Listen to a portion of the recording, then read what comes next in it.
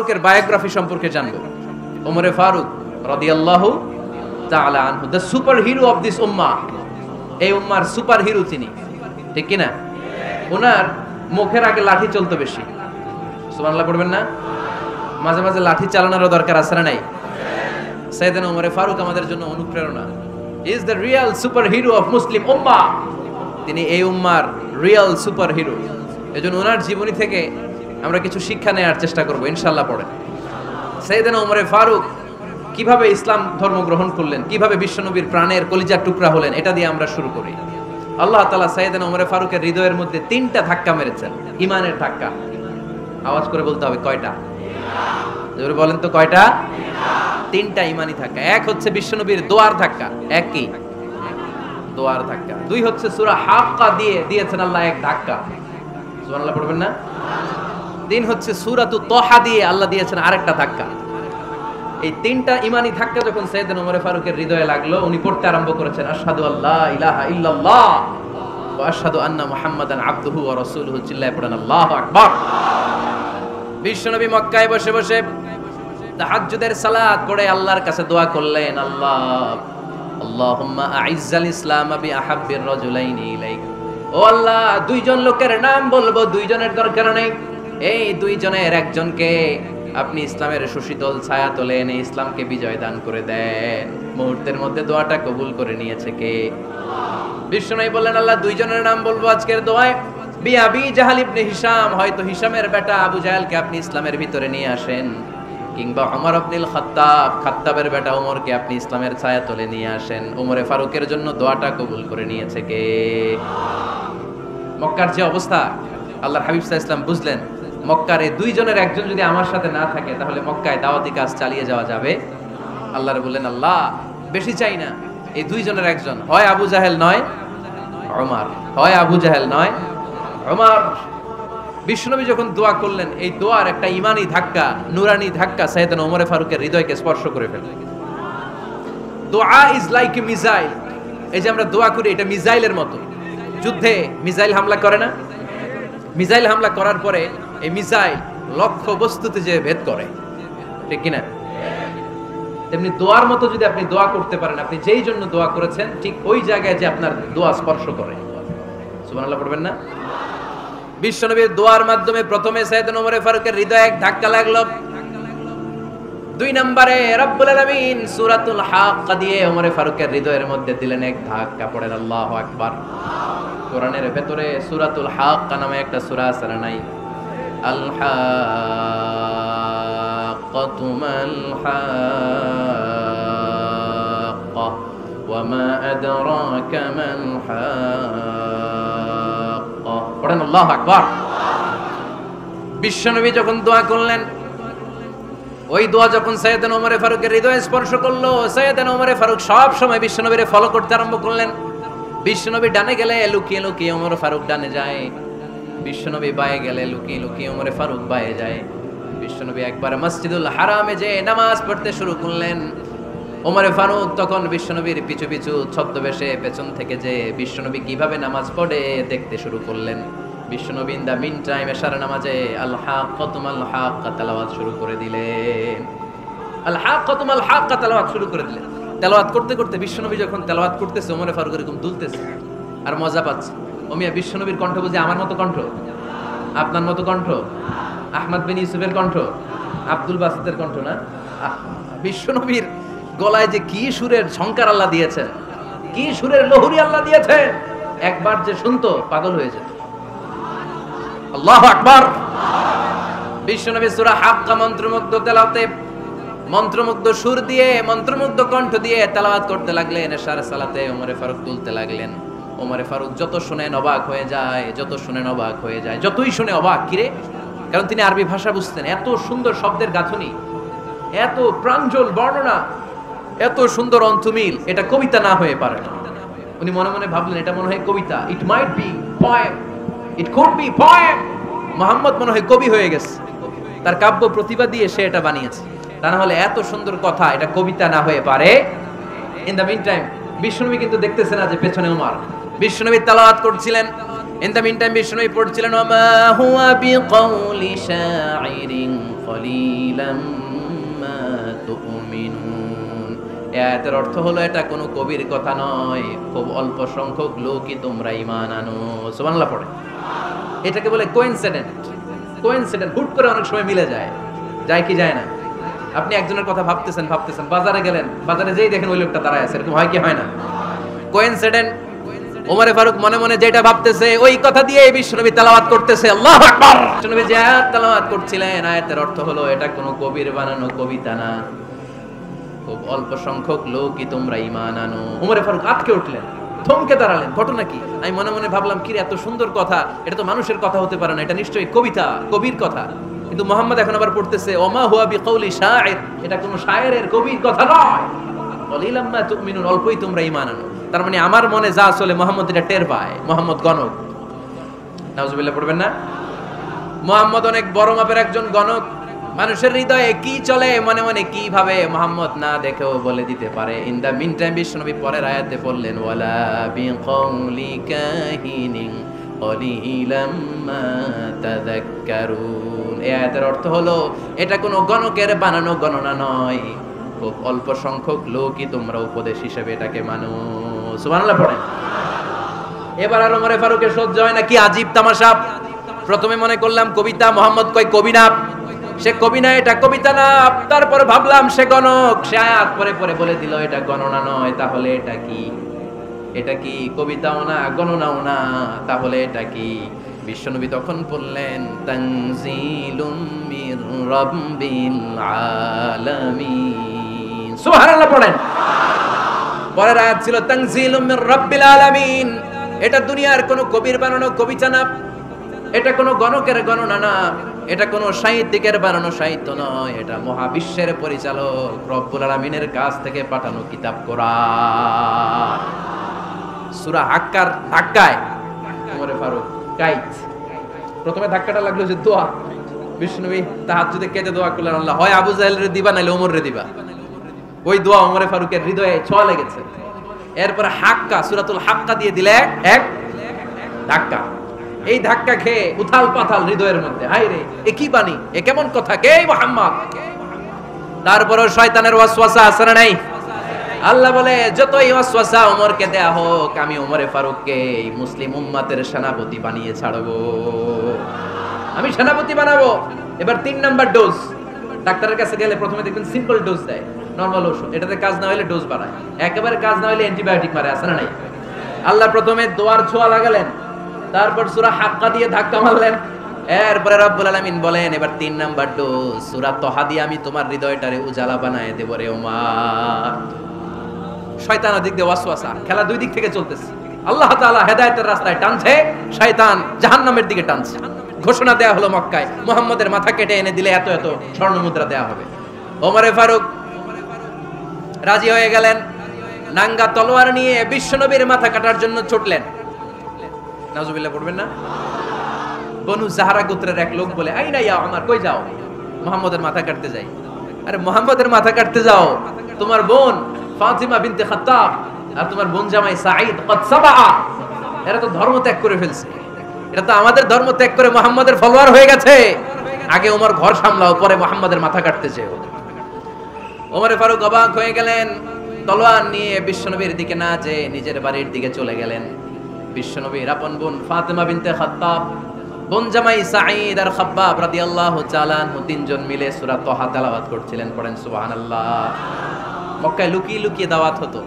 খাব্বাব রাদিয়াল্লাহু তাআলা আনহু একটা চামড়ার ফলকের মধ্যে সূরা তহার কয়েকটা আয়াত এনে ওমরে ফারুকের বোন আর বোন জামাইকে শিক্ষা দিচ্ছে, ট্রেনিং দিচ্ছে। সুবহানাল্লাহ পড়েন। লুকিয়ে লুকিয়ে ওমরে ফারুক যখন ঘরে চলে আসলেন, এরা তটস্থ হয়ে গেল। সাইয়েদনা খাব্বাব বিছানার তলায় লুকিয়ে গেলেন।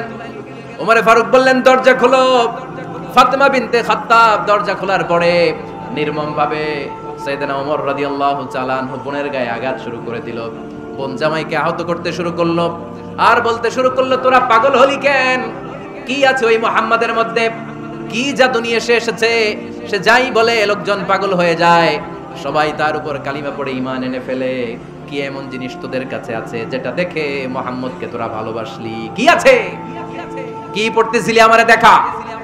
ফাতেমা বলে ইন্নাকা রিজসুন লা ইয়ামাসসুহু ইল্লাল মুতাহহারুন। ও আমার ভাই ওমর, তুমি নাপাক, তুমি কি লা ইয়ামাসসুহু ইল্লাল মুতাহহারুন, পবিত্রতা অর্জন না করে এই কোরআন ধরা যায় না। সুবহানাল্লাহ পড়েন। ওমরে ফারুক গোসল করে আসলেন, কারণ ধাক্কা তো আগে কয়েকটা খাইছে, কথা বুঝেন নাই বোধহয়। প্রথমে দোয়ার ধাক্কা, পরে কোন সূরা দিয়ে ধাক্কা, ধাক্কা দিয়ে ধাক্কা, 3 নম্বরে এখন আরেকটা ধাক্কা খাবে। গোসল করে আসলেন। ফাতেমা বিনতে খাত্তাব বললেন, গোসল যখন করে এসেছেন এই নেন। ওমরে ফারুক এবার চামড়ার কাপড়ের মধ্যে সূরা তাহার প্রথম আয়াতের দিকে নজর করলেন, নজর করেই কোরআনের প্রেমে পড়ে গেলেন। পড়েন সুবহানাল্লাহ। ওমরে ফারুক পড়তে আরম্ভ করলেন, তাহা মা আনজালনা আলাইকাল কুরআনা লিতাশকা ইল্লা তাযকিরাতাল লিমান ইয়াখশা তানজিলাম মিম্মান খালাকাল আরদা ওয়াস সামাওয়াতিল উলা। সুবহানাল্লাহ পড়েন। উনি পড়তে আরম্ভ করলেন, তাহা মা আনজালনা আলাইকাল কুরআনা লিতাশকা, এই কোরআনকে আমি তোমাদের হতভাগ্য জাতি হিসেবে দুনিয়ায় থাকার জন্য পাঠাই নাই। এটা রব্বুল আলামিনের পক্ষ থেকে এসেছে। যারা রবকে ভয় করে তাদের জন্য আছে উপদেশ। যিনি আকাশ বানিয়েছেন, জমিন বানিয়েছেন, ওই আল্লাহ তাআলা নিজেই এই কোরআন পাঠিয়েছে। আওয়াজ করে পড়তে হবে আল্লাহু আকবার। উনি খুব ভালো আরবি জানতেন। সূরা তাহা পড়ার পরে আর ধৈর্য ধারণ করতে পারে না। ওমরে ফারুক ছোট্ট বাচ্চার মতো কান্না শুরু করে দিলেন, আল্লাহু আকবার। সূরা তাহাটা হাতে নিয়ে, তলোয়ারটা হাতে নিয়ে বিশ্বনবীর দিকে ছুটতে আরম্ভ করলেন। আইনা মুহাম্মদ, কোথায় মুহাম্মদ? তোমরা আমাকে মুহাম্মাদের কাছে নিয়ে চলো। বিশ্বনবী তখন সাফা পাহাড়ের পাদদেশে দারুল আরকাম ইবনে আলকামের ঘরে লুকিয়ে লুকিয়ে কোরআনের দাওয়াত দিতেন। ওমরে ফারুককে পাগলের মতো ছুটে আসতে দেখে বিশ্বনবীর চাচা হামজা ইবনে আব্দুল মুত্তালিব বলল, নবী আপনি পালান, ওই যে খাত্তাবের বেটা ওমর আপনাকে অপমান করার জন্য, আক্রমণ করার জন্য তেড়ে এসেছে। সাহাবীরা বললেন, নবী আপনি পালিয়ে যান, আমরা সামাল দেব। বিশ্বনবী বললেন, না আমি পালাবো না, বরং তোমরা সরে যাও। ওমর ইবনে আল খাত্তাবকে আমার দরবার পর্যন্ত আসতে দাও। আমার তো মনে হচ্ছে ওই যে তাহাজ্জুদের নামাজ শেষে চোখের পানি ছেড়ে যে আমি আল্লাহর কাছে দোয়া করেছি, আজকে আমার ওই দোয়াটা কবুল হতে শুরু করেছে। আমার তো মনে হচ্ছে আমার দোয়া কবুল হবে, আসতে দাও। ওমরে ফারুক এসে বললেন, আশহাদু আল্লা ইলাহা ইল্লাল্লাহ ওয়া আশহাদু আন্না মুহাম্মাদান আবদুহু ওয়া রাসূলুহু, আমি সাক্ষ্য দিলাম আল্লাহ ছাড়া কোনো ইলাহ নাই, নিশ্চয়ই আপনি আল্লাহর প্রেরিত বান্দা এবং রাসূল। পড়েন সুবহানাল্লাহ। ওমরে ফারুক যখন কালিমা শাহাদা পড়ে মুসলমান হয়ে বিশ্বনবীর হাতে হাত রাখলেন, মুসলিম সাহাবীদের মধ্যে খুশি আর আনন্দের বন্যা বয়ে গেল। মুসলিম হাতে গোনা সাহাবারা আল্লাহর প্রশংসা করলেন। বিশ্বনবী সাইয়েদনা ওমরে ফারুককে জড়িয়ে ধরলেন। ওমরে ফারুক এবার বিশ্বনবীরে বললেন, নবী গো, আলাসনা আলাল হক, আমরা কি সত্যের উপরে আছি নাকি আমরা ভুলের উপরে আছি? বিশ্বনবী বললেন, বালা নাহনু আলাল হক, আমরাই সত্যের উপরে আছি। সুবহানাল্লাহ পড়েন। আলাসনা আলাল হক, নবী আমরা কি সত্যের উপরে নাই? হ্যাঁ অবশ্যই ওমর, তুমি সত্যের উপরে আছো। ওমরে ফারুক বললেন, তাহলে ফাফিমাল ইখতিফা, তাহলে লুকায় লুকায় আর দাওয়াত দেব কেন? আমি তো কালিমা পড়ে ফেলছি, আসেন আমার সাথে বের হই। ফাফিমাল ইখতিফা, আর লুকায় লুকায় কেন? আসেন আমরা বাইরে বের হই। বিশ্বনবী বললেন, ওমর এটা মাক্কি জীবন, এখানে আমরা একটু গোপনে গোপনে দাওয়াত দিতে চাই। ওমরে ফারুক বলে, না, আমার দায়িত্ব, আমি একটা মিছিল দিতে চাই নবী। আল্লাহর নামের তাকবীর দিতে দিতে দারুল আরকাম থেকে শুরু করে মসজিদুল হারাম পর্যন্ত একটা মিছিল দিয়ে আমি মক্কা কাঁপাইয়া দেব। অনুমতি দেন। বিশ্বনবী দিতে চান না। ওমর ফারুক অনেক বুঝানোর পরে স্বল্প পরিসরের একটা অনুমোদন পাওয়া গেল বিশ্বনবী সাল্লাল্লাহু আলাইহি ওয়াসাল্লামের কাছ থেকে। কিন্তু মিছিল যে দিবে, মিছিলের জন্য লোকের দরকার আছে না নাই? এখানে লোক নাই, আমি একাই মিছিল দিতেছি। এটা জমবে, মিছিল জমবে। খুঁজে উনি 11 জন মুসলিম সাহাবা পেলেন। কয়জন? ওমরে ফারুক বললেন, 11 জনই সই। এই 11 জন নিয়েই আমি আল্লাহর নামের তাকবীর দেব। 2 লাইন করলেন। কয় লাইন? 2 লাইন। পেছনে 6 জন, আর এই লাইনের নেতা বানালেন বিশ্বনবীর চাচা হামজাকে রাদিয়াল্লাহু তাআলা আনহু। আর সামনে 5 জন, তার আগে দাঁড়ালেন উনি নিজেই। তাহলে 6 6 12। বললেন এই 2 লাইনই আমরা তাকবীর দিতে দিতে, বেশি না, এই দারুল আরকামের ঘর থেকে, আপনারা জানেন যে সাফা মারওয়া এখন যে সাই হয়, এই সাফার পাদদেশে ছিল দারুল আরকামের ঘর। উনি বলেন এখান থেকে ওই যে কাবার গিলাফ দেখা যায়, কাবার গিলাফ পর্যন্ত আমরা এই তাকবীর নিয়ে ওখানে যাব। সুবহানাল্লাহ পড়বেন না? ওখানে উনি দাঁড়িয়ে ছোট্ট একটা ভাষণ দিয়েছিলেন। উনি বলেছিলেন মান আরাদা আন তাসকুলা উম্মু ওয়া ইয়াতামা ওয়ালাদু ওয়া তারমিলা যাওজাতুহু ফালিয়াসুদ্দানি। খেয়াল করে শুনেন, কান দুইটা খরগোশের কানের মতো খাড়া করেন। উনি এক বাক্যের একটা ভাষণ দিলেন। ভাষণ দিতে জানলে বড় ভাষণ দেয়া লাগে না, এক বাক্যের ভাষণ দিয়ে গোটা বিশ্বকে ঝাঁকুনি মারা যায়। চিল্লায় বলো ঠিক কিনা? ওমর ফারুক এক বাক্যের একটা ছোট্ট ভাষণ দিলেন, মান আরাদা আন তাসকুলা উম্মু, কে আছো মায়ের এই মক্কায়, কে আছো মায়ের বুক খালি করতে চাও? ইয়াতামা ওয়ালাদু, কে আছো বাচ্চাগুলারে নিজের সন্তানগুলোরে ইয়াতিম বানাতে চাও? কে আছো তারমিলা যাওজাতুহু, নিজের স্ত্রীকে বিধবা বানাতে চাও? ফালিয়া সুদ্দানি, বুকের পাটা থাকলে আমি ওমর রে থামাও। ফালিয়া সুদ্দানি, দেখি মক্কায় কার এত বড় বুকের পাটা? কে আছো মায়ের বুক খালি করতে চাও, সন্তান রে এতিম বানাতে চাও, স্ত্রীকে বিধবা বানাতে চাও? ফালিয়া সুদ্দানি, পারলে আমারে ঠেকাও। এই বলে উনি আল্লাহু আকবার, আল্লাহু আকবার, আল্লাহু আকবার বলে স্লোগান শুরু করে দিলেন। এক এক স্লোগানে মক্কার মরুজমিন থারথার করে কাঁপতে আরম্ভ করল। এই মিছিল মক্কার কেউ দেয় না। মিছিলের আওয়াজ শুনে আবু জাহেল বেরিস, উতবা বেরিস, শাইবা, ওয়ালিদ ইবনে মুগিরা সব বের হইছে। কি রে, আমার এলাকায় এত বড় স্লোগান, কার এত সাহস? বের হয়ে দেখে মিছিলের সামনে ওমর। ওমর রে দেখে দিছে এক দৌড়, কারণ ওমরে ফারুককে থামানোর মতো বাপের বেটা মক্কায় দ্বিতীয়টা কেউ ছিল না। আওয়াজ করে বলে ঠিক কিনা? ওমরে ফারুক আল্লাহু আকবার, আল্লাহু আকবার বলে স্লোগান দিতে দিতে মসজিদুল হারামের ভেতরে ঢুকে গেল। কাবার গিলাফ ধরার পরে সেদিন মিছিল থেমেছে ওই আল্লাহর নামের স্লোগান। সেদিন কেউ থামাতে পারে নাই, কিয়ামত পর্যন্ত কেউ থামাতে পারবে না। চিল্লায় বলো ঠিক কিনা?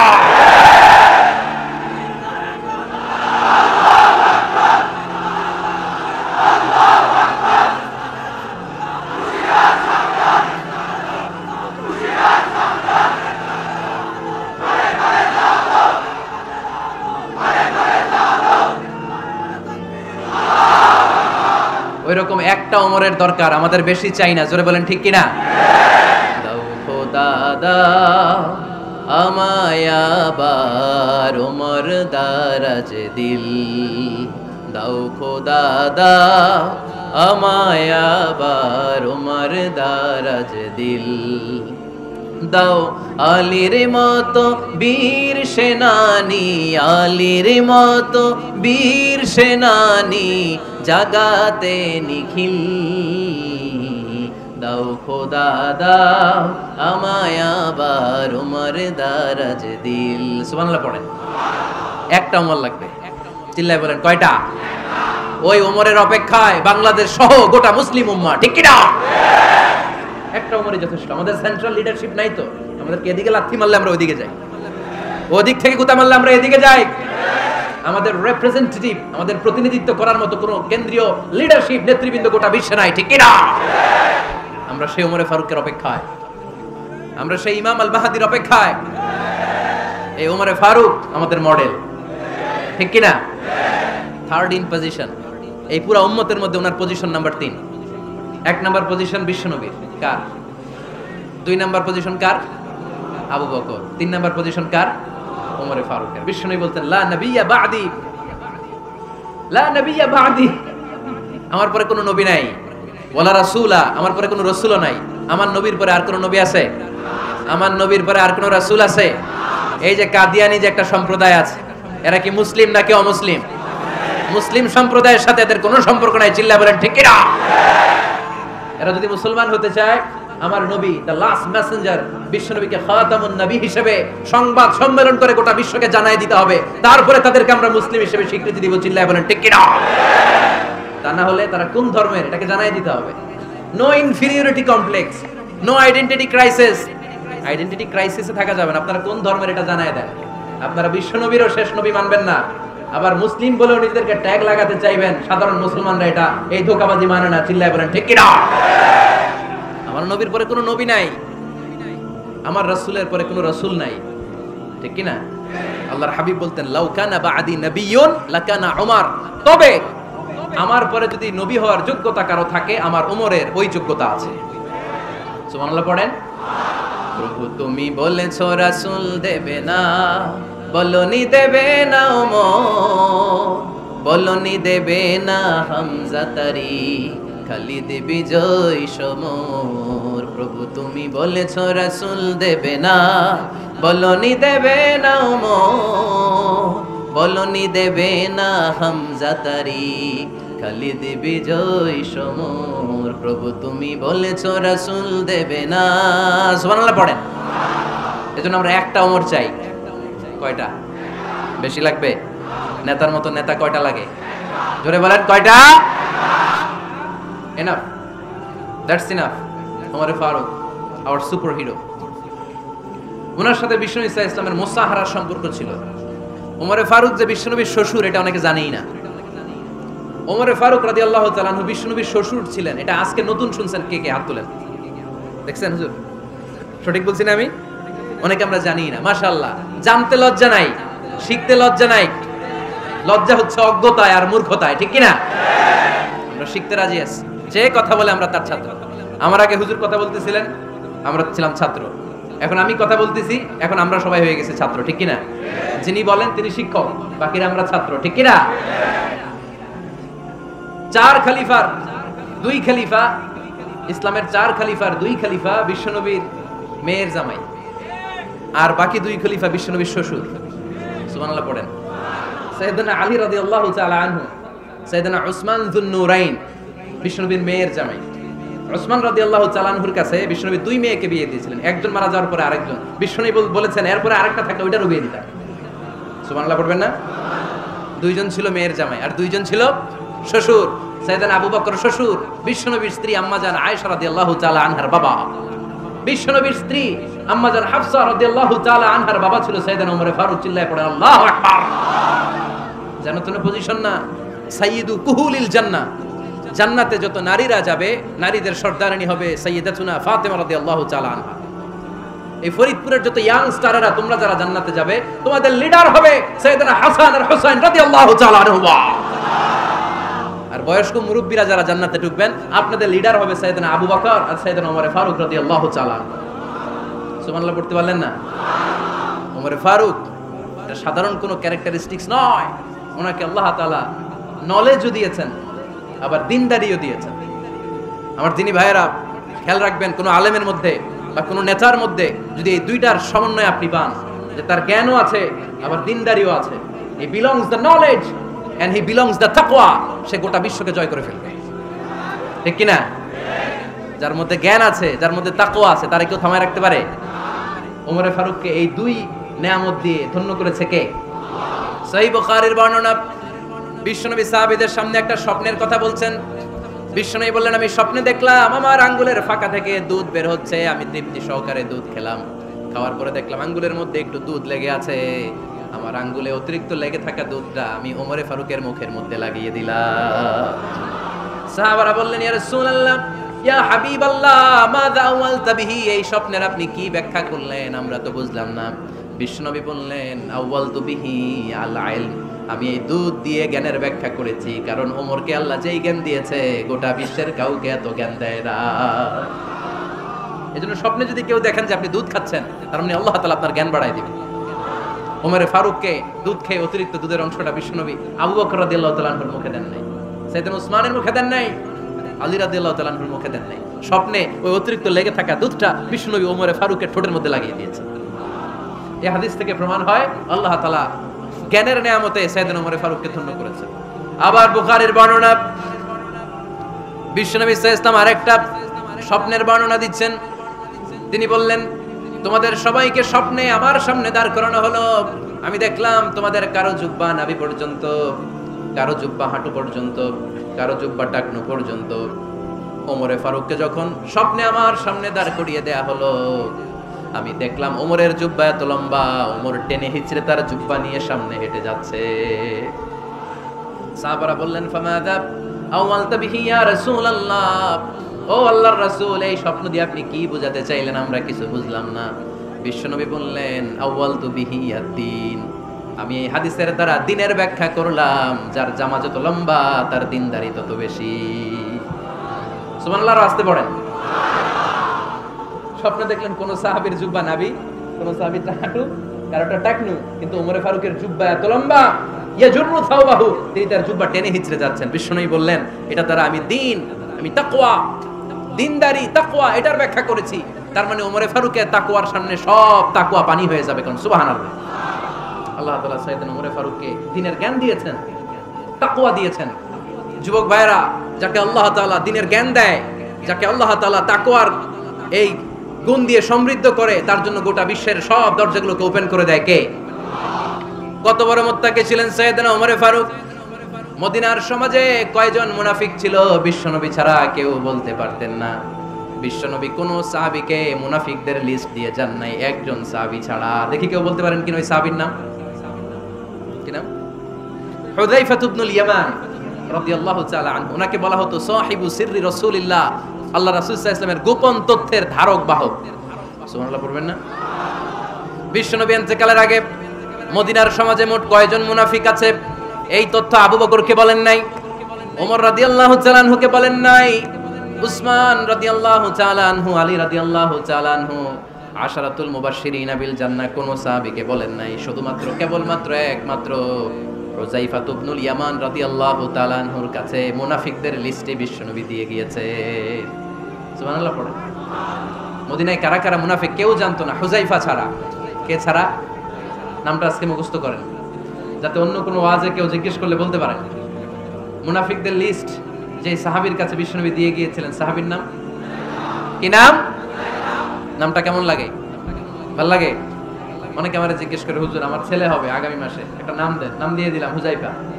যাদের হবে ছেলে, এলাকায় যাদের নেক্সট কয়েক মাসে ছেলে হবে, খালি হুযায়ফা চলবে। কি চলবে? ভালো লাগে? নামটা ভালো লাগে? রাইখেন, অনেক সুন্দর নাম। উনি জানতেন মুনাফিক কারা। দেখেন ওমর ফারুকের তাকওয়ার লেভেলটা কত হাই। ওমর ফারুক একদিন হুযায়ফা রাদিয়াল্লাহু তাআলা আনহুর কাছে গেলেন, যে বললেন, হুযায়ফা, বিশ্বনবী ইন্তেকালের আগে মুনাফিকদের নামের লিস্টটা কারো কাছে দেয় নাই, আমার জানা নাই, সাইয়েদনা আবু বকরের জানা নাই, কোন সাহাবীর জানা নাই তুমি ছাড়া। আমি তোমার কাছে জানতে চাই, আমি ওমরের নামটা ওই মুনাফিকদের খাতায় আছে কিনা আমার একটু বলো। আমার ওমরের নামটা ওই মুনাফিকদের লিস্টিতে একটু আছে কিনা, নামটা একটু বলো। যদি থাকে আমি ভালো হয়ে যাব, আমি নেফাকি দূর করে পাক্কা মুমিন হতে চাই। আমার নাম যদি মুনাফিকের লিস্টে থাকে আমি তো শেষ। হুযায়ফা চোখের পানি ছেড়ে দিয়ে বলে, আমিরুল মুমিনিন, কেমন প্রশ্ন করলেন আপনি?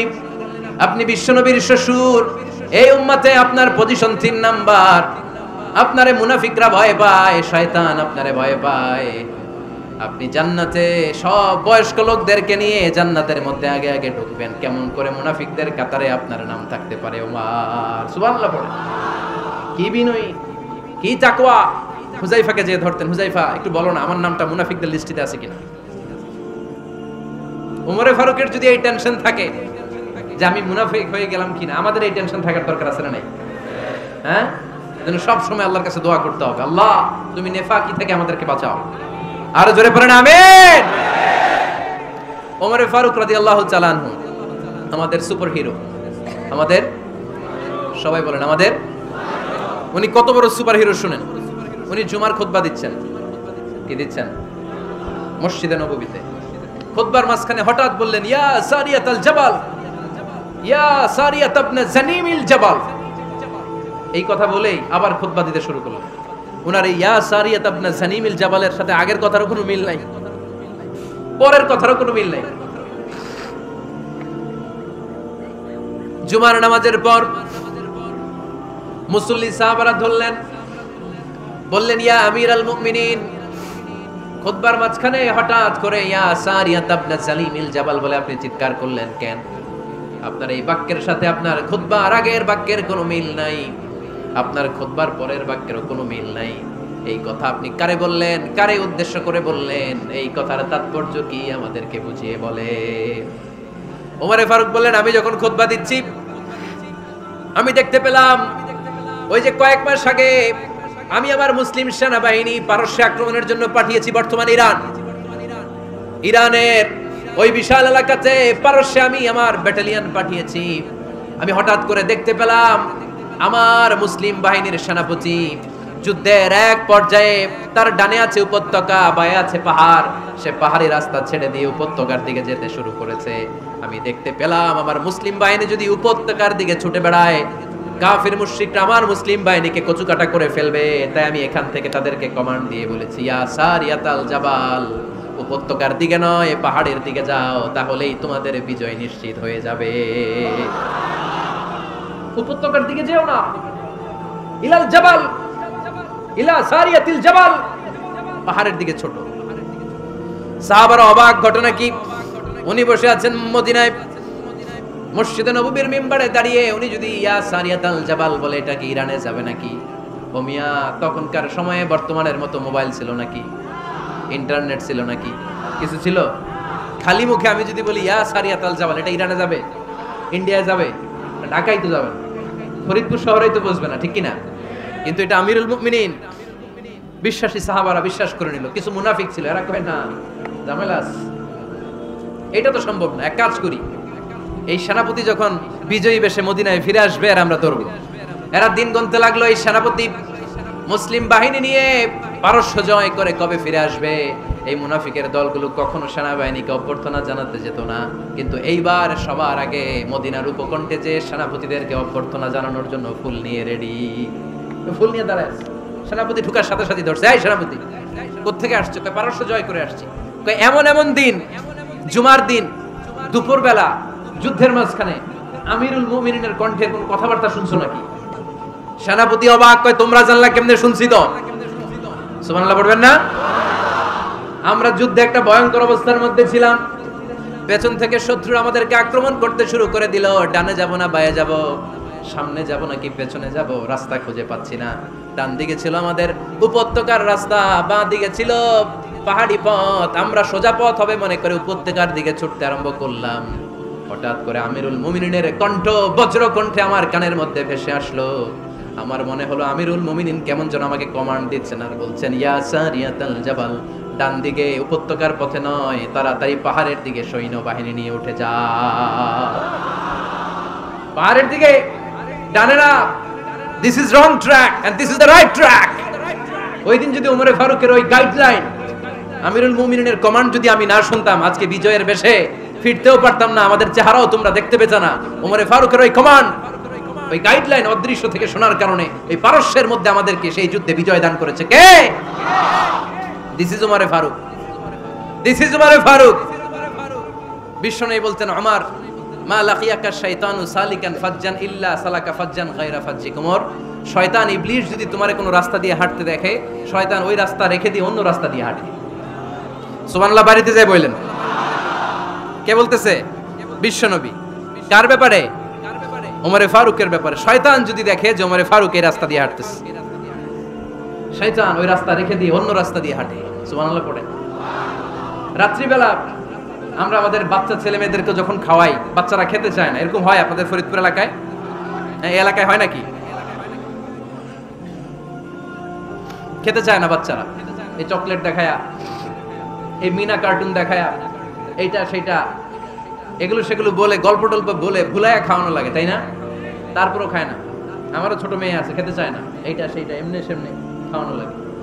তো শেষে না পেরে মা বাবা বলতে বাধ্য হয়, ওই যে ভূত আসতেছে, ভূত, তাড়াতাড়ি তাড়াতাড়ি খাও, নাহলে যে ভূত ধরবে তোমার। ওই যে বাঘ আসতেছে, বাঘ, তাড়াতাড়ি খাইলে নাহলে বাঘে কামড়াবে। বলি না আমরা? আপনারা কি বলেন? ভূত। আর কি বলেন? হ্যাঁ হ্যাঁ, আচ্ছা, এক এক জায়গায় এক একটা আমরা বলি, ভূত আসবে, বাঘ খাবে, ভাল্লুক খাবে, তাড়াতাড়ি খাও। মদিনাতে যখন ওমরে ফারুক আমিরুল মুমিনিন, মদিনার মায়েরাও বাচ্চাদেরকে খাওয়াতে পারতো না, ছোট্ট মেয়েদেরকে খাওয়াতে পারতো না, খাওয়া নিয়ে যন্ত্রণা করতো। বাচ্চারা যখন মদিনায় খেতে চাইতো না রাত্রিবেলায়, মদিনার মায়েরা বলতো, তাড়াতাড়ি খাও, হা হুয়া ইয়াতি উমর, হা হুয়া ইয়াতি উমর, তাড়াতাড়ি খা, নাহলে ওই যে ওমর আসতেছে, Omar. This is our super hero সাইয়েদনা ওমর ফারুক রাদিয়াল্লাহু তাআলা। শুধু শয়তানি ভয় পেত না, মুনাফিকরাও ভয় পেত, জমের মতো ভয়। শুধু তাই না, আমাদের আম্মাজান বিষ্ণু ইসা ইসলামের স্ত্রীরাও ওমর ফারুককে ভয় পেতেন। সুবহানাল্লাহ কইবেন না? মাঝে মাঝে বিষ্ণু ইসা ইসলামের সাথে আম্মাজান আয়েশার ঝগড়া হতো, হতো না? আপনাদের ফ্যামিলিতে ঝগড়া হয়? হয় না? হয় না? কার কার দেখি? ওরে আল্লাহ, অনেক আল্লাহর ওলি আছে তো জায়গায়, ঝগড়া হয় না? কি কথা কয়, ঝগড়া হয় না বলে? বিশ্বনবীর ফ্যামিলিতে ঝগড়া হয়, আপনার ফ্যামিলিতে হয় না? মিষ্টি ঝগড়া। আর ও বিয়েই করে নাই,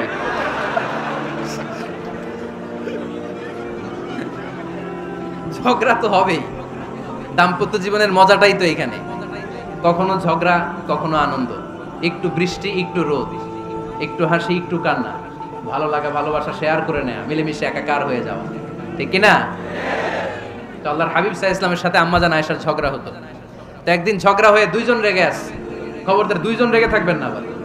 একজন রাগলে আরেকজন থেমে যাবে, কারণ এই ছোট্ট ঝগড়া থেকে এটা অনেক সময় বিচ্ছেদের দিকে গড়ায়। আমার প্রিয় ফরিদপুরবাসী, ভাবি রেগে গেলে আপনি রাইগেন না, ওই দিন আপনি একটু ঠান্ডা থাকেন। আবার আপনি রেগে গেলে, আমার মাইকের আওয়াজ যদি ভাবিরা শুনেন, আপনারা রেগে যায় না, একটু ঠান্ডা থাকবেন। দুইজনে রেগে গেলে তো তৃতীয় বিশ্বযুদ্ধ শুরু হবে, তাই না? একজন রেগে গেলে আরেকজন ঠান্ডা, কারণ এই সামান্য ঝগড়া থেকে ইগোর কারণে এটা বিচ্ছেদ আর ডিভোর্স পর্যন্ত গড়ায়। আর শয়তান এখানে উস্কানি দেয়, কারণ ইমানদারদের ফ্যামিলি ভাঙতে পারলে শয়তান সবচেয়ে বড় খুশি হয়, আর ইমানদারদের ফ্যামিলি টিকে থাকলে খুশি হয়ে যায় কে? আম্মা জান আয়েশা রাদিয়াল্লাহু তাআলা আনহার সাথে বিষ্ণু ইসা ইসলামের ঝগড়া হতো মাঝে মাঝে। একবার ঝগড়া হলো, বিষ্ণু ইসা ইসলামের রাগ, আম্মা জান আয়েশাও রাগ। তো বিষ্ণুই বললেন, আয়েশা ঝগড়া করে আর কতক্ষণ থাকবো, আসো মিটমাট করি। আয়েশা রাদিয়াল্লাহু বললেন, ঠিক আছে মিটমাট করব। তো বিষ্ণু ইসা ইসলাম বললেন, মিটমাটের জন্য কারে ডাকবো? ওমর রে ডাকি। কয় না, ওমর রে না, ওমরও গালিজ, ওমর অনেক রাগে, আমার ডর লাগে। কয় তাহলে তোমার আব্বারে ডাকি। কয় ডাকেন। কি খুশি, মেয়েদের মধ্যে অভ্যাসটা আছে না নাই? তাহলে তোমার আব্বারে ডাকি, ডাকেন। ডেকে নিয়ে আসা হলো। আবু বকর রাদিয়াল্লাহু তাআলা আনহু দাঁড়ালেন, আম্মা জান আয়েশা দাঁড়ালেন, বিশ্বনবীও দাঁড়ালেন। বিশ্বনবী বললেন, আয়েশা তোমার আব্বা আসছে, এবার ঘটনা খুলে বলার পালা, তুমি বলবা নাকি আমি বলবো? আম্মা জান আয়েশা বললেন, আপনি বলেন, তবে ওয়ালা তাকুল ইল্লা হাক্কান, যেটা ঘটছে ওইটাই বললেন, মিথ্যা কথা কইেন না। আবু বকর রাদিয়াল্লাহু তাআলা আনহু রেগে মেগে আগুন, কি এই কথা তুমি কেমন করে বলো? বিশ্বনবীকে মিথ্যা কথা কখনো বলবে? রেগে মেগে দিলেন মেয়ের গালে এক চড়। বানিয়ে বলতেছি না, মুসনাদ আহমদ ইবনে হাম্বলের হাদিস। বাবার হাতের থাপ্পড়কে আম্মা জান আয়েশা উল্টে বললেন। সাইয়েদনা আবু বকর রাগে গড়গড় করছেন, আবার মারার জন্য তেড়ে গেলেন। এবার বাঁচার জন্য আম্মা জান আয়েশা বিশ্বনবীর পিছনে যে আশ্রয় নিলেন, বিশ্বনবী বাঁচানোর জন্য দুই হাত মেলে দাঁড়িয়ে গেলেন। পড়েন সুবহানাল্লাহ। বিশ্বনবী যখন দুই হাত মেলে দাঁড়িয়ে গেলেন, সাইয়েদনা আবু বকর রাদিয়াল্লাহু আনহু থেমে গেলেন। সাইয়েদনা আবু বকর রাদিয়াল্লাহু তাআলা আনহু ঘর থেকে বের হয়ে বারান্দায় দাঁড়ালেন। পড়েন সুবহানাল্লাহ। এবার বিশ্বনবী আম্মা জান আয়েশার কাছে যেয়ে বলেন, ইয়া আয়েশা কাইফা রাআইতিনি আনকাসতুকি মিনার রাজুল, দেখছো কেমনে বাঁচাইলাম? আমি না থাকলে ভর্তা বানাই ফেলতো আজকে। আমি বাঁচাইছি তোমারে, আমি, আমার লগে ঝগড়া করো তুমি। লজ্জায় পড়ে আম্মা জান আয়েশা খিলখিল করে হেসে দিলেন, বিশ্বনবীও হেসে দিলেন।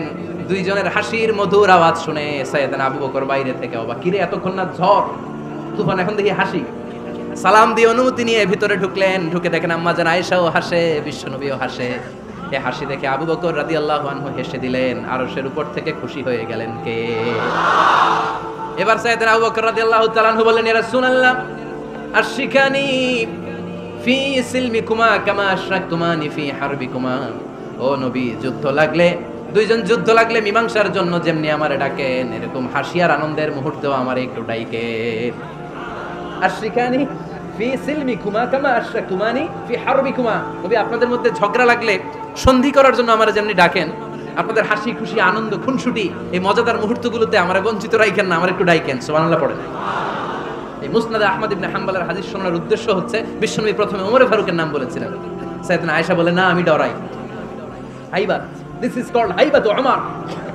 একবার বিশ্বনবীর সব বিবিরা ধরলেন, ও নবী আমাদেরকে এটা দেন, ওইটা দেন, ঘরে এটা নাই, ওইটা নাই, ওইটা নাই। বিশ্বনবীকে, আমার কাছে কিছু নাই, যদি এমনি আমার বউ হয়ে থাকতে চাও থাকো, তাহলে যা, তা না হলে যা লাগবে কিনে দেবো, সাথে সাথে তালাকও দিয়ে দিব। কিছু দিতে পারবো না, আমার নাই তো, সামর্থ্য নাই। কিন্তু বিবিরাও ছাড়া না, এটা দেন, ওইটা দেন। বিশ্বনবী রহমতের নবী, বিবিদেরকে বুঝাতেও পারেন না। বিবিরা আবদার করতেছে, নবী এটা লাগবে, ওইটা লাগবে। ইন দ্য মিন টাইম বিশ্বনবী একজনের সালাম শুনতে পেলেন। কে যেন দরজায় দাঁড়িয়ে বলতেছে, আসসালামু আলাইকুম। বিশ্বনবী দরজার দিকে তাকালেন, তাকিয়ে বললেন, ওয়া আলাইকুমুস সালাম। আর বুঝতে পারলেন এটা আমার ওমরের সালাম। সালাম দেওয়ার পরে বিবিদের দিকে তাকায় দেখে একজন বিবিও নাই, সব অন্দর মহলের ভিতরে দৌড়। সুবহানাল্লাহ পড়তে পারলেন না? This is our super hero Omar. এরকম ওমর একটা লাগবে, চিল্লায় বলেন কয়টা? একটা ওমর গোটা বিশ্বকে সোজা করে দিবে। একটা ওমর সবল আর দুর্বলের সব পার্থক্য দূর করে দিবে। মাজলুমের উপর জালিমের অত্যাচারের অবসান ঘটায় দিবে।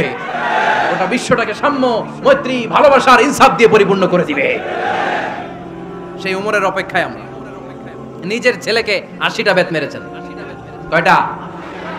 সিটাবেত মেরেছে। এই ব্যাপারে অনেকগুলো বর্ণনা পাওয়া যায়। সবচেয়ে সহিহ বর্ণনা হচ্ছে মুয়াত্তা ইমাম মালিকের বর্ণনা। ওমরে ফারুক রাদিয়াল্লাহু তাআলা আনহুর ছেলে আব্দুর রহমান মারুফুন বিআবি শাহমা ছিলেন মিশরে, ওখানে নাবিজ খেয়েছিলেন। নাবিজ হচ্ছে আরব দেশের লোকেরা দুধের মধ্যে শক্ত খুরমা রাত্রেবেলা ঢেলে দিত, ঢেলে দিলে সারা রাত ওই খুরমার রসটা দুধের সাথে মিশে দুধটা লাল হয়ে যেত, এটারে সকালবেলা খেত, খুব সুস্বাদু, এটাকে বলে নাবিজ। কিন্তু এটা রাতে ভিজাইলে সকালেই খাইতে হয়, রেখে দিলে আবার একটু সমস্যা হয়, এটা অনেকটা তারির মতো হয়ে যায়, মাতলামি চলে আসে। তো ওমরে ফারুকের ছেলে নাবিজ খেয়েছেন, মদ খাননি, নাবিজ।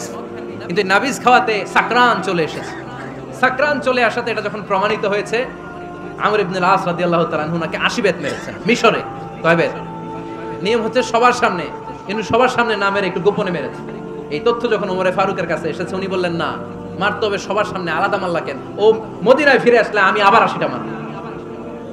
মদিনায় ফিরে আসার পরে সাইয়েদনা ওমরে ফারুক ওই আগের 80টারে আর ধরেন নাই, নিজ হাতে আবার 80টা বেত মেরেছেন। এই বেত মারার 1 মাস পরে এই আবু শামা ইন্তেকাল করেছে। অনেক ঐতিহাসিক বলে এই বেতের আঘাতে মরেছে, কেউ কেউ বলেছে নিজের রোগের কারণে মরেছে। কিন্তু দিস ইজ দ্য ইনসাফ সিস্টেম অফ উমর। নিজের ছেলে বলে ছেড়ে দেয় নাই। এখন নিজের ছেলে হইলে 7 খুন মাফ, না তার ছেলে হইলে 10 খুন মাফ, এলাকার মোড়লের ছেলে হইলে 10 খুন মাফ। নো পার্সিয়ালিটি ইন ইসলাম, ইসলামে পার্সিয়ালিটি নাই।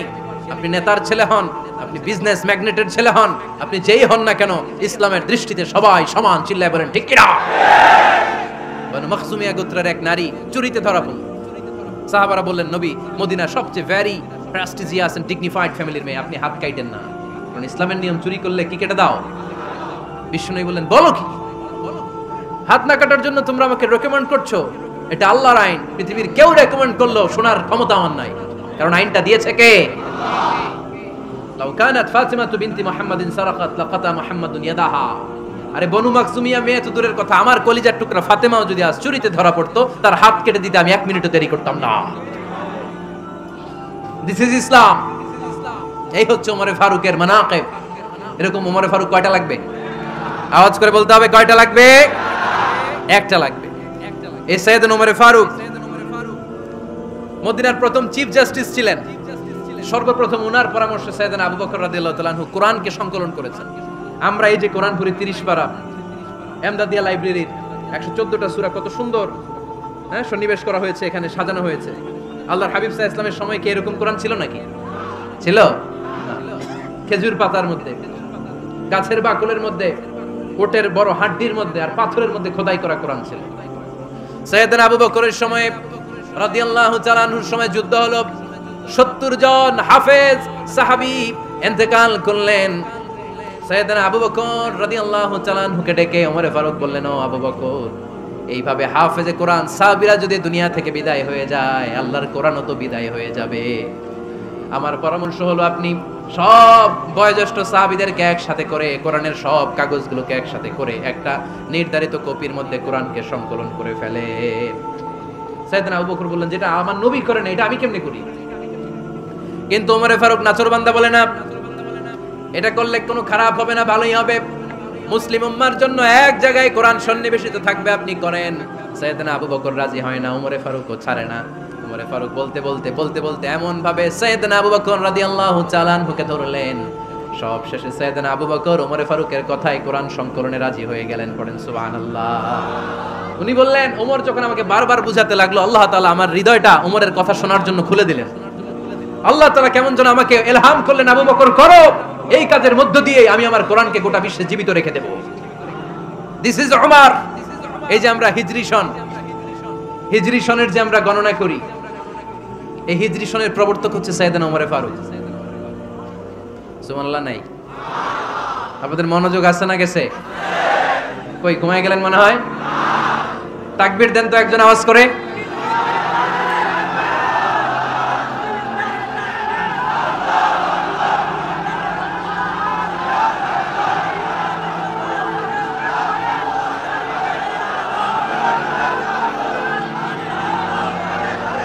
মাশাআল্লাহ, মাশাআল্লাহ। বসেন বসেন, এখনই শেষ করে দেব কিছু সময়ের মধ্যে। আমরা একসাথে বিদায় নিব ইনশাআল্লাহ। ওঠা বসা করবেন না, ওঠা বসা করবেন না, বসেন। সাইয়েদনা ওমরে ফারুক এই হিজরি সনের গণনা শুরু করেছেন। সাহাবারা বলল, আমিরুল মুমিনিন, খ্রিস্টানদের ঈসাই সন আছে, আমাদের মুসলমানদের কোনো সন নাই। আমাদের একটা সন থাকলে আমাদের জিজিয়া নিতে, আমাদের যাকাতের টাকা উত্তোলন করতে অনেক সুবিধা হবে। ওমর ফারুক বললেন, তাহলে কোন সালকে হিজরি, কোন সালকে মুসলিম সাল হিসেবে আমরা ঘোষণা দিতে পারি? একজন বলল, আমার নবী যেই সালে জন্মগ্রহণ করেছেন ওই সালে। ওমর ফারুক বললেন, না, আমার নবীর জন্ম আমাদের জন্য খুশির দিন, কিন্তু এটা আমাদের জন্য প্রেরণা নয়। প্রেরণা নবীর কাজে, ঠিক কিনা? আরো কিছু সাহাবারা বলল, তাহলে যেই সালে আমার নবী ইন্তেকাল করেছে ওইটারে প্রথম সাল ধরেন। ওমর ফারুক বললেন, না, যেদিন তিনি ইন্তেকাল করেছেন এটা আমাদের দুঃখের দিন, এটা আমাদের প্রেরণা নয়। আমাদের প্রেরণা হচ্ছে বিশ্বনবীর ত্যাগ, তিতিক্ষা আর কাজের মধ্য দিয়ে। জোরে কোন ঠিক কিনা? ওমর ফারুক বললেন, যেদিন বিশ্বনবী ইসলাম রক্ষায় নিজের মাতৃভূমি ছেড়ে মক্কা থেকে মদিনায় গিয়েছেন ওই দিনটাকে হিজরি প্রথম দিন ধরে আমরা হিজরি সাল গণনা করে শুরু করে দেব। ওইটাই হচ্ছে হিজরি সন। সেখান থেকে হিজরি সনের প্রবর্তন করেছেন সাইয়েদনা ওমর ফারুক রাদিয়াল্লাহু তাআলা আনহু। এই যে স্টেট গভর্নমেন্ট, এই যে প্রিজন, জেলখানা, ক্যান্টনমেন্ট, সচিবালয়, গণভবন, বঙ্গভবন, মুক্তিযোদ্ধাদের ভাতা, রাষ্ট্রীয় ভাতা, এই সব নিয়ম কানুন সাইয়েদনা ওমর ফারুক তার রাষ্ট্রীয় আমলে তিনি নিজে করেছেন। চিল্লায় পড়েন আল্লাহু আকবার। মুসলমানদের আলাদা কারেন্সি, নিজস্ব মুদ্রা ব্যবস্থা নিজে চালু করেছেন। সৈনিকদের মধ্যে যারা বিবাহিত প্রতি 6 মাস অন্তর অন্তর 1 মাসের ছুটি কাটাতে তারা ফিরে আসবে, সাইয়েদনা ওমর ফারুক চালু করেছেন। চিল্লায় আওয়াজ করে পড়েন আল্লাহু আকবার। এই যে আমরা 20 রাকাত সালাতুত তারাবি পড়ি রমাদানে, করেন না আপনারা? এটা সাইয়েদনা ওমর ফারুক চালু করেছেন। সুবহানাল্লাহ পড়তে পারলেন না? কোরআনে মোট 22টা আয়াত আছে যেখানে সাহাবারা ইনডিসিশনে ভুগছিলেন। বিশ্বনবীর মত একটা, ওমর ফারুকের মত আর একটা। এই 22 জায়গায় আল্লাহ তাআলা বিশ্বনবীর মতের পক্ষে আয়াত নাজিল না করে ওমর ফারুকের মতের পক্ষে কোরআনের আয়াত নাজিল করেছেন। আওয়াজ করে পড়েন আল্লাহু আকবার। এদিকে উঠলেন কেন আপনারা? যারা উঠছেন আমার দিকে তাকান।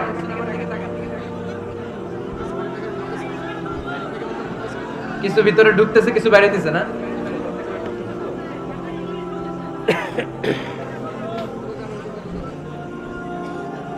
সাইয়েদনা ওমর ফারুক, আমরা সাহাবীদের জীবন চরিত পড়তে চাই না?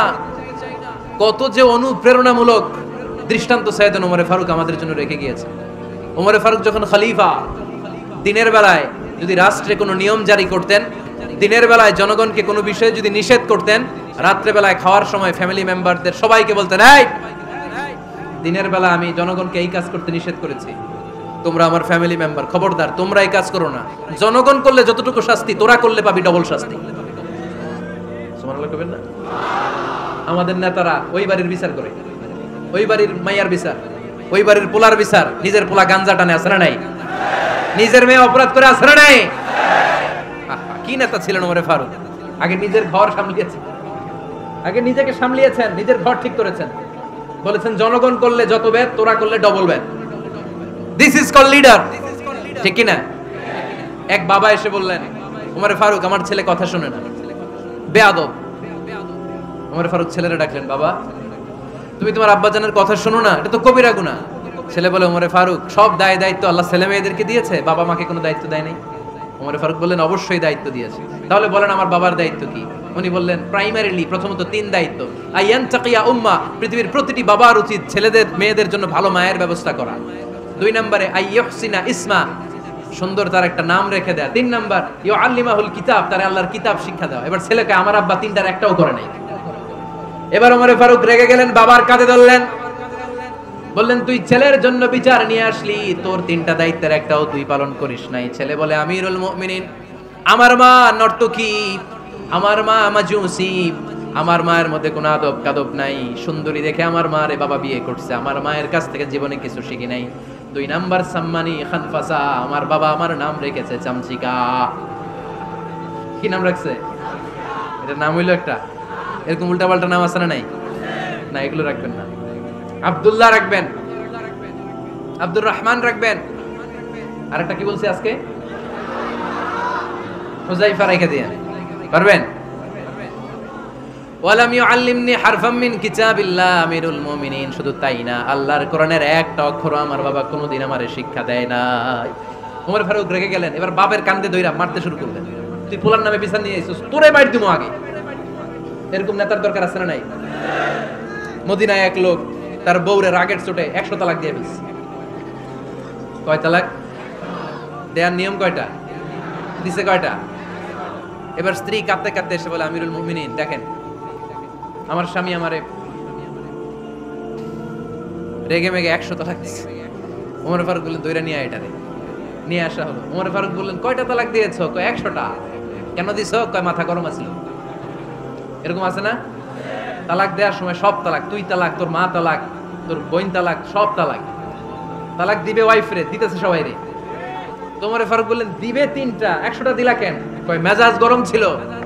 কয় দাঁড়া, আর তালাকু মিন শাআইরিল্লাহ, তালাক হচ্ছে আল্লাহর দেয়া বিধানের একটা নিদর্শন। এটা নিয়ে তুই খামখেয়ালি করলি?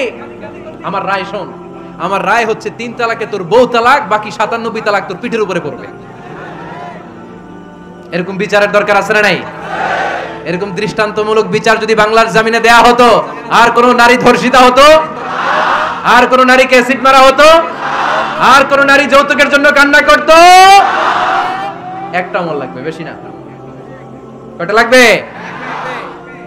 তিনি গভর্নর সিস্টেম চালু করেছিলেন। Governor system, Islamic state. Bahrain, Yemen, মিসর, কুফা, বসরা, মক্কা, মদিনা, এই 7 জায়গায় 7 জন গভর্নর পাঠিয়েছেন। তাদের থেকে তথ্য নিতেন। এই গভর্নর সিস্টেম উনি বানিয়েছেন। সাইয়েদনা আমর ইবনে আল-আস রাদিয়াল্লাহু তাআলা আনহুকে পাঠিয়েছেন মিশরে। মিশরে একটা দৌড় প্রতিযোগিতা হতো। ওই দৌড় প্রতিযোগিতায় আমর ইবনে আল-আস রাদিয়াল্লাহু তাআলা আনহুর ছেলে অংশগ্রহণ করেছে। কিন্তু এক মিশরি ওই দৌড় প্রতিযোগিতায় চ্যাম্পিয়ন হয়ে গেছে। রানার্স আপ হয়েছে আমর ইবনে আল-আসের ছেলে। এবার মিশরি ফার্স্ট আর গভর্নরের ছেলে সেকেন্ড। রাগের চোটে আমর ইবনে আল-আসের ছেলে ওই মিশরির মাথার মধ্যে কয়েকটা বাড়ি মেরেছে। মিশরি বলে, আমার মাল্লা কেন? তুমি খেলাই পারো না, আমারে মাল্লা কেন? কয়, আনা ইবনুল আকরামিন, আমি গভর্নরের পোলা, আমি যা বলবো এটাই হবে, আমার উপরে কথা নাই। মিশরি ওইখানে আর ঝগড়া বাঁধায় নাই। মনে দুঃখ নিয়ে মদিনায় চলে আসলেন। এসে বললেন, আমিরুল মুমিনিন, আপনি আমর ইবনুল আস রাদিয়াল্লাহু তাআলা আনহুকে মিশরের গভর্নর বানিয়ে পাঠিয়েছেন। একটা প্রতিযোগিতায় আমি চ্যাম্পিয়ন হয়েছি, ওনার ছেলে হয়েছে রানার আপ। কেন সে চ্যাম্পিয়ন হতে পারে নাই? এই কারণে আমার মাথায় লাঠি দিয়ে 3টা বাড়ি মেরে বিচারটা দিছে কার দরবারে? কথা বুঝেন নাই বোধহয়? ওমর ফারুকের দরবার। ওমর ফারুক বললেন, তাই আগামী বছরের অমুক তারিখ আমি সব গভর্নরদেরকে ডেকে হিসাব নিতে, ওই দিন তুই থাকবি, পারবি না? মিশরে বলে, পারবো মানে অবশ্যই পারবো। ওই দিন 7 রাজ্য থেকে 7 গভর্নর হাজির, গভর্নরদের ছেলেরাও হাজির, মিশরীয় হাজির। 7 গভর্নরের কাছ থেকে 7 এলাকার খোঁজ খবর নেয়ার পরে ওমর ফারুক বললেন, আইনাল মিসরি, মিশরি লোকটা কই, এদিকে আয়। মিশরি সামনে আসার পরে বলল, আমর ইবনুল আস, তুমি মিশরের গভর্নর, তোমার ছেলে সহ তুমি আসো। আমর ইবনুল আস এসে সামনে বসে রইলেন। এবার বললেন, ও আমর ইবনুল আসের ছেলে, তুমি নাকি ইবনুল আকরামিন গভর্নরের ছেলে, তুমি যা বলবা মিশরে নাকি তাই হবে, তোমার নাকি অনেক দাপট। নিজে একটা লাঠি এনে মিশরীর হাতে দিয়ে বলল, এবার তোর মাথায় যতটা মারছে তুই ততটা গুনে গুনে মার, আমি দেখবো। আমর ইবনুল আস দেখবে, আমর ইবনুল আসের ছেলেরে তুই এখানে মার। সে বলতেছে, থাক, আপনি বলছেন এতেই যথেষ্ট, মারা লাগবে না, আমি মাফ করে দিলাম। ওমর ফারুক বলল, খবরদার, মার, মার ওর মাথার মধ্যে। মিশরি ওমর ফারুকের ধমক শুনে ভয়ে ভয়ে 3টা বাড়ি মারল। এই বাড়ি মারা দেখেও ওমর ফারুকের হৃদয় ঠান্ডা হয় নাই। লজ্জায় আমর ইবনুল আস, বয়স হয়ে গিয়েছে সাহাবা, মাথা তখন টাক, মাথায় চুল নাই, লজ্জায় মাথাটা হেট হয়ে মাথাটা নিচু করে রেখেছে। এবার রাগের চোটে ওমর ফারুক বললেন, এবার আমর ইবনুল আসের টাক মাথার মধ্যে একটা মার। মার! কেন ছেলেকে শিক্ষা দিতে পারে নাই? ইয়া আমর ইবনুল আস, মাতা জাআলতুমুন নাস আবিদা, তোমরা কখন মিশরীদেরকে নিজেদের দাস বানায় নিলা? ওয়াকাদ ওয়ালাদাতুম উম্মুহুম আহরারা, আর ওদের মায়েরা তো ওদেরকে স্বাধীন সন্তান হিসেবে প্রসব করেছে। মানুষদের উপর ক্ষমতাগিরি করার জন্য গভর্নর পাঠাই নাই। খবরদার, জনগণ, তাদেরকে দেখভাল করার জন্য তোমাদেরকে পাঠানো হয়েছে, তাদের উপর কোনো অত্যাচার করার জন্য নয়। চিল্লায় বলেন ঠিক কি না? এরকম নেতা কয়টা লাগবে? কয়টা? ওই নেতার নাম কি? ওমর। হ্যাঁ, হুয়া ইয়াতি ওমর। 22 জায়গায় বিশ্বনবী কয় একটা, ওমরে ফারুক বলে আর একটা। আল্লাহ বলে, বিশ্বনবী, আপনার পক্ষে আমি আয়াত নাজিল করতে পারলাম না, আমি ওমরের পক্ষে নাজিল করে দিলাম। বিশ্বনবী বলতেন, ইন্নালি কুল্লি উম্মাতিন মুহাদ্দাস, সব উম্মতের মধ্যে, সব নবীর উম্মতের মধ্য থেকে একজন করে আল্লাহ তাকে মুহাদ্দিস বানাতো। মুহাদ্দিস না, মুহাদ্দাস। মুহাদ্দাস মানে এমন লোক যিনি যা ভাবতো ওই ভাবনাটাই আল্লাহ আয়াত হিসেবে নাজিল করে দিতেন। বিশ্বনবী বলেন, আমার উম্মতের মধ্যে মুহাদ্দাস হচ্ছে সাইয়েদনা ওমর। মদিনার সবচেয়ে বড় মুনাফিকের নাম আব্দুল্লাহ ইবনে উবাই ইবনে সালুল, সব মুনাফিকদের সরদার, কিন্তু এই মুনাফিকের ছেলেটা হলো পাক্কা ইমানদার। এই ছেলের নাম হলো আব্দুল্লাহ। আওয়াজ করে বলেন ছেলের নাম কি? আব্দুল্লাহ ইবনে উবাই ইবনে সালুল মুনাফিক সরদার যখন ইন্তেকাল করলো, সাইয়েদনা আব্দুল্লাহ রাদিয়াল্লাহু তাআলা আনহু বিশ্বনবীর কাছে এসে চোখের পানি ছেড়ে ডেকে বলে, নবী আপনিও জানেন আমিও জানি, মদিনার সবাই জানে আমার আব্বা মুনাফিকদের সরদার, কিন্তু আমার মন তো মানে না, আমার তো পিতা, আমার তো বাবা লাগে, আমার তো মন মানে না। আপনিও জানেন মুনাফিক, আমিও জানি মুনাফিক। নবী আপনার দরবারে কিছু আমি চাই না, আপনার গায়ের একটা জামা দেন, আপনার জামাটা পরিয়ে আমার বাবারে দাফন দিব। এর উসিলায় যদি আমার আব্বারে আল্লাহ মাফ করে দেয়, দয়ার নবী মায়ের নবী জামা খুলে দিয়ে দিলেন। পড়েন সুবহানাল্লাহ।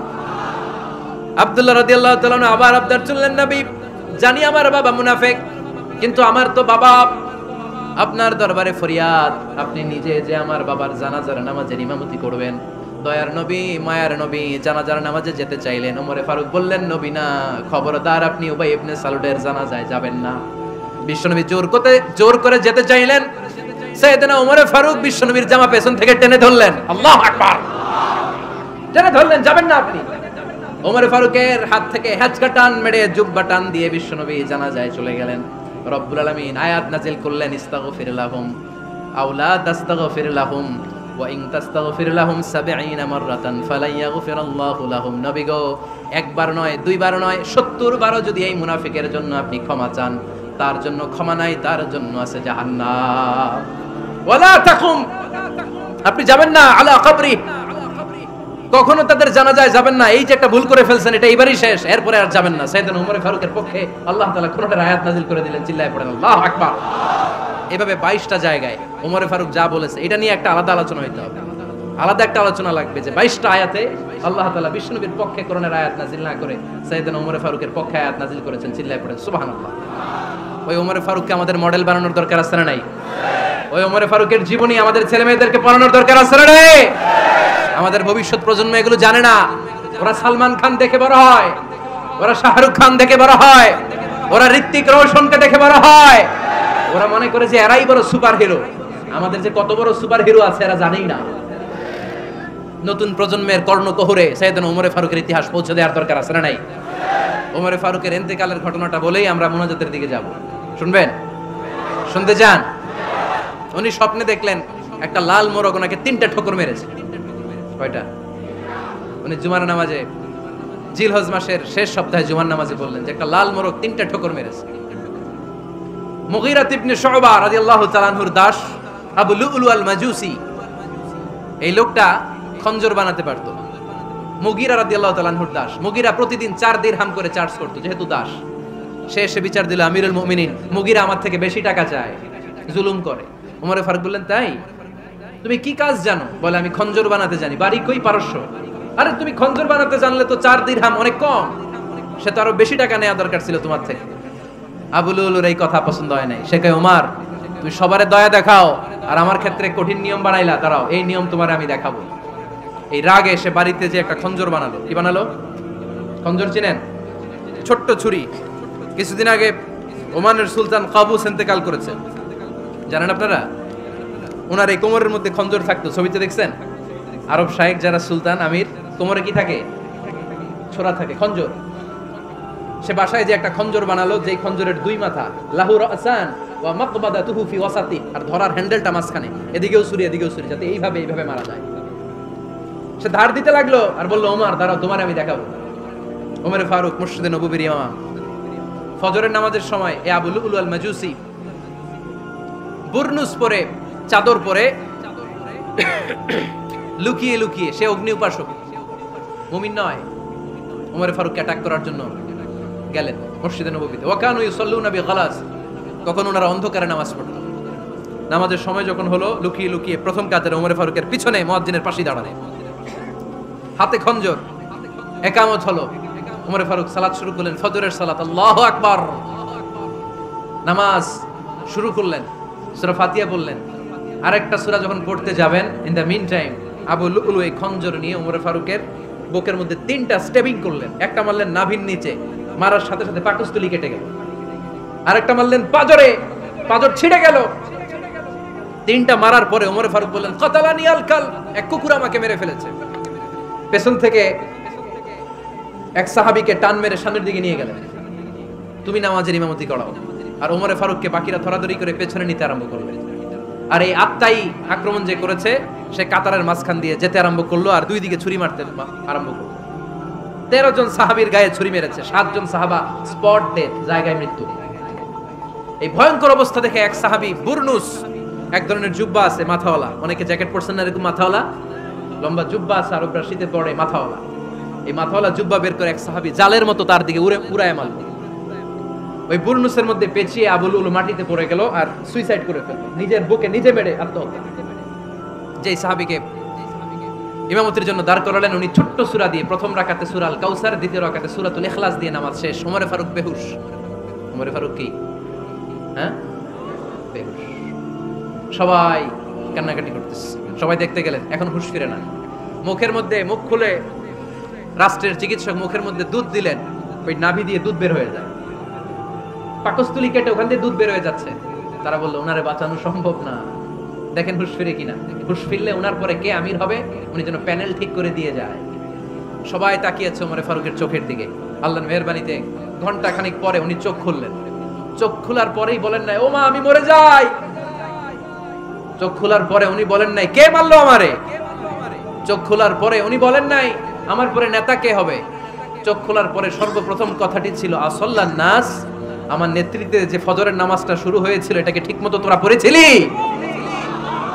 আমার নেতৃত্বে যে ফজরের জামাত শুরু হয়েছিল সেটা ঠিকঠাক মতো সমাপ্ত হয়েছিল কিনা আগে বল। আসল্লান নাস, নামাজটা হয়েছে কিনা বল। সুবহানাল্লাহ কইতে পারলেন না? This is Omar, hour super hero. নেতা অনেকগুলো লাগে না, এরকম নেতা একটাই যথেষ্ট যে গোটা বিশ্বকে কাঁপায় দিতে পারে। চিল্লায় বলো ঠিক কিনা? আমরা চাই আমাদের ছেলেগুলো ওমর ফারুকের মতো বড় হোক। আমরা চাই আমাদের ছেলে মেয়েগুলো খাব্বাব, খুবাইব, সাইয়েদনা আলী, উসমান, আবু বকর রাদিয়াল্লাহু তাআলা আনহুর অনুসরণে বড় হোক, ঠিক কিনা? আমরা একটা ওমর চাই যিনি আমাদেরকে সালাতের শিক্ষা দিয়ে গিয়েছেন, ইন্তেকালের আগে বলেছেন সাল্লান নাস। এজন্য আমরা যেন নামাজ কখনো নষ্ট না করি। আল্লাহর জমিনে দ্বীন বাস্তবায়ন আসাদ্দুহুম ফি আমরিল্লাহি ওমর। ওমর রাদিয়াল্লাহু তাআলা আনহুর মতো এত কঠোর কেউ ছিলেন না। তাই দ্বীন বাস্তবায়নে আমরা যেন কাউরে ছাড় না দেই। সবার আগে আল্লাহর দ্বীন, সবার আগে আল্লাহর কোরআন, সবার আগে আমার ইসলাম, ঠিক কিনা? চাইলেই কেউ এদেশ থেকে ইসলামরে মিটাই দিতে পারবে না। যে দেশে আল্লাহু আকবার ধ্বনির সাথে সাথে সূর্য উঠে যায়, আল্লাহু আকবার ধ্বনির সাথে সাথে সূর্য ডুবে যায়, সে দেশে আর কিছু থাকবে না থাক আমার ইসলাম থাকবেই, আর কিছু থাকবে না থাক আমার কোরআন থাকবেই। সেই ইসলামের সাথে থাকতে রাজি আছেন তো? কোরআনের সাথে থাকতে রাজি আছেন তো?